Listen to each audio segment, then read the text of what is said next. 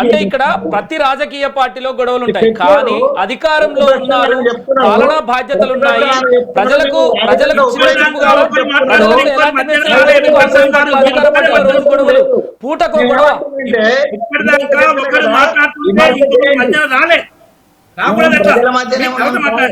మేము ప్రజల మధ్యనే ఉన్నాం. పారిపోయి ఫామ్ హౌస్ లో పడుకోలే, లేకపోతే పిఎం రూమ్ లలో పడుకోలే, విదేశాలు తిరిగి వస్తలేము మేము. శేఖర్ గారు, వెంకటస్వామి గారు ఒక్క నిమిషం.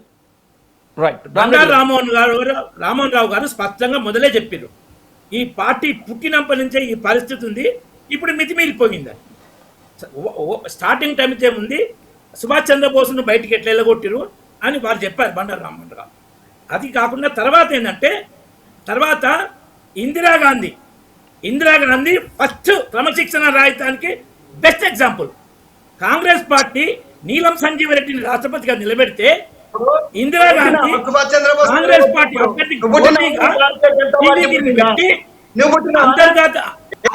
అంతర్గత ప్రమోద పేరు మీద సొంత పార్టీ రాష్ట్రపతి అభ్యర్థిని ఓడగొట్టి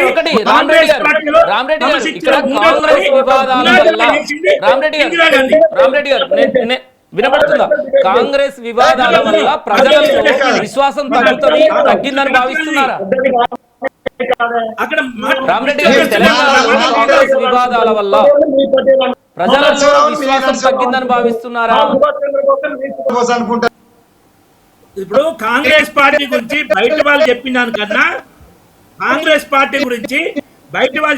కన్నా, లోపల వాళ్ళు చెప్పినాక మనం ఎక్కువ విలువిద్దాం. షబ్బీర్ అలీ కాంగ్రెస్ పార్టీలో పదవులు రావాలంటే ఏం చేయాలని చెప్పిండు? డబ్బు సంచులు పడుకోబెట్టాలి. ఇది కాంగ్రెస్ పార్టీ. అందుకే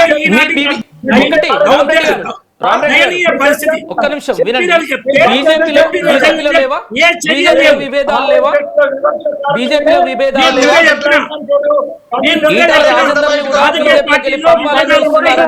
బండి సంజయ్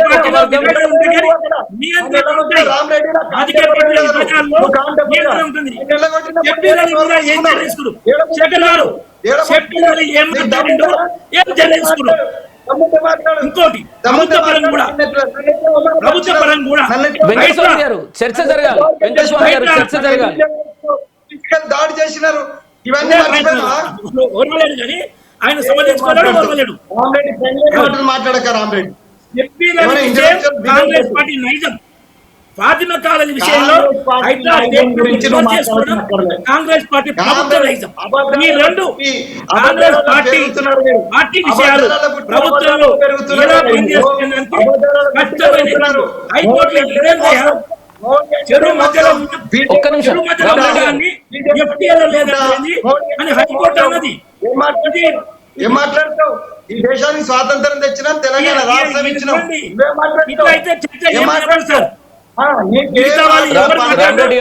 రామరెడ్డి గారు మాట్లాడరాదు, ఇంటలెక్చువాలిటీ లేదు. ఒకటండి రామరెడ్డి గారు, కత్తి వెంకటస్వామి గారు ఒక్క నిమిషం. కత్తి వెంకటస్వామి గారు, మీకే ప్రశ్న. అసంతృప్త నేతల మధ్య కత్తి వెంకటస్వామి గారిని పార్టీ విషయంలో ఒకటే ప్రశ్న అడుగుతా. అడగండి. కాంగ్రెస్ పార్టీలో పనులు కావాలంటే ఏం చేయాలని చెప్పాలి అన్నాడు. చెప్పండి, నేను ఆగుతా. రైట్, ఆన్సర్ చెప్తారు కత్తి వెంకటస్వామి గారు. ఇది ఆన్సర్ చెప్పలేని పరిస్థితి. కాంగ్రెస్ పార్టీలో పరిస్థితి అట్లా ఉంది. మా పార్టీ విషయంలో ఇది మొదలే చెప్పిన, ఏ పార్టీలో విభేదాలు గారు టెక్నికల్ ఇష్యూ ఉన్నట్టుంది, చూడండి. రామరెడ్డి గారు, నేనేమంటున్నాను, రామరెడ్డి గారు బీజేపీ పార్టీలో విభేదాలు లేవా? ఈటల రాజేందర్ ని, బండి సంజయ్, మీరే కిషన్ రెడ్డి, మీ పార్టీలో గ్రూపులు లేవా? నేను పార్టీలో రాజకీయ పార్టీలో ఉంటాయి కానీ నియంత్రణలో ఉంటాయి. ఇంత ఘోరంగా పార్టీ విధానం ఉంటే ఘోరంగా మాట్లాడు. ఇప్పుడు జగ్గారెడ్డి తీర్మానం చేసిండు, ఏది మన చెప్పండి, మందుల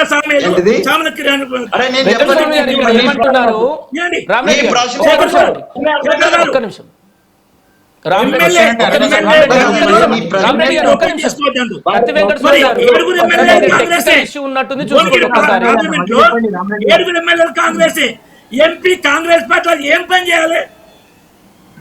జగ్గారెడ్డి తీర్మానం ఎమ్మెల్యేకే ఉంటుందని, మరి భువనగిరి లోక్సభలో ఏడుగురు కాంగ్రెస్ ఎమ్మెల్యేలే, భువనగిరి ఎంపీ కాంగ్రెస్ పార్టీలో ఏం చేయాలి? ఇది వీళ్ళ పనులు వీళ్ళ విధంగా ఉంటాయి. Example right. శేఖర్ గారు ఒక మాట చెప్పొచ్చా? శేఖర్ గారు ఎగ్జామ్ కొంచెం చెప్పండి. నేను ఏమంటా అంటే సార్, ఇప్పుడు ఈశ్వరరెడ్డి గారు కానీ మేము మాట్లాడింది ఏంటంటే, ఎవరెవరు ప్రైవేటు బస్సు వారి వారి సొంతం, పబ్లిక్లు నిలబడి ఏమైనా అంటాం టామ్ టామ్ టామ్ టామ్ నా సృష్టిగా నేను ఏమంటున్నాను, నేను అంతర్గత ప్రజాస్వామ్యం మీ పార్టీలో ఉంటే ఎవడు వస్తాను. మా అందరికంటే కూడా గౌతమ్ ప్రసాద్ గారు బాగా మాట్లాడుతుంది. నేను స్పష్టంగా చెప్తాను, ప్రజల మీద శృతి ఎఫెక్ట్ మించింది అవుతుంది. అంతగా గొడవలు. సమస్య ఏంటంటే ప్రజల మీద ఎఫెక్ట్ అవుతుంది. మేము మాట్లాడాలంటే ఏమవుతుందంటే అడుపు తెచ్చుకుంటే కాళ్ళ మీద ఒక్క నిమిషం వాళ్ళు కడుపు తెచ్చుకుంటున్నారు కదా. నేనేమంటున్నా అంటే వాళ్ళు అంతర్గతంగా లోపల గాంధీ భవన్ జరిగితే మనం ఏం పట్టించుకో, మనకు అవసరం కూడా లేదంటున్నాం. కానీ కొండా సురేఖ శ్రీహరి మీద కంప్లైంట్ చేసినా లేదా? ఇవాళ కాదు, మొదటి నుంచి ఇవాళ కాదు. పిసిసి అధ్యక్షుడిగా మన రేవంత్ రెడ్డి గారు వచ్చినప్పటి నుంచి 100 కోట్లు తీసుకొని అమ్ముకున్నామని కొనుక్కున్నామని చెప్పి కోమటిరెడ్డి మన వెంకటరెడ్డి గారు అని లేదా? అవన్నీ బయట జరుగుతుంది. కాంగ్రెస్ పార్టీ అన్ని బయటపడుతున్నాయి. తుంగతుర్తిలో 2 వర్గాలు కర్రలతో దాడులు చేసుకున్న పరిస్థితి. అదే అందుకే నేను చెప్తున్నా సార్, ఇప్పుడు బీజేపీలో లేవా టీఆర్ఎస్ లో లేవా అంటే సంస్కృత లాభం లేదు. ఇప్పుడు ఇవాళ పాలన మీద ఎఫెక్ట్ పడుతుంది. ఇది స్పష్టంగా చెప్తున్నా, పాలన మీద ఎఫెక్ట్ పడుతుంది. మనం అంటున్నది అదే, పాలన చేస్తున్న ప్రభుత్వం ప్రజల్లో చులకన కాదా కాంగ్రెస్ పార్టీ పరిస్థితి వల్ల? ఒక్క మాట పాలన మీద ఎఫెక్ట్ పడుతుంది. చెప్పండి. ప్లీజ్ నేనేమంటున్నా, నేను నాలో ఎక్కడ నేను లేవా బీజేపీలో లేవా అని అడగలేదు సార్. నేను నా పార్టీని సమర్థించుకుంటూనే నేను ప్రజలకు కూడా జవాబుదారితనము మాకు ఉన్నది, తప్పనిసరిగా మేము ఒళ్ళు దగ్గర పెట్టుకోవాల్సిందే, మీరు సలహాలు ఇవ్వచ్చు అని చెప్పిన. నేనెక్కడ టిఆర్ఎస్ లేవా బీజేపీ లేవా అని అంటే సార్ నేను మీరు దాన్ని మీరు అన్నారంటేను అట్లా అనుకోకండి అంటున్నాను సార్. మీరు అన్నారంటే నేను ఒకటి నాకు చెప్తున్నాను. ఇప్పుడు మీరు మీరే వచ్చింది కదా, మీరు చాలా వయసు మీరు రాకముందు ఈశ్వరుడు గారు నేను అదే మీ మీద కూడా మీరు నిజం చెప్తే నిష్ఠురమైనట్టు మీరు నిజాలు మాట్లాడితే మీ పార్టీ మీకు నోటీస్ ఇచ్చింది, యువకాకి నోటీస్ ఇచ్చింది, తప్పు సవరిస్తుంది.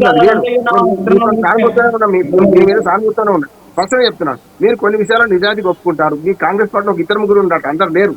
నేను ఒకటే చెప్తున్నాను, ఇప్పుడు మీరు బయటపడితే మేము మాట్లాడుతున్నామా, బయటపడకుండా మాట్లాడుతున్నామా? మీ అంతా మీరు బయటపడి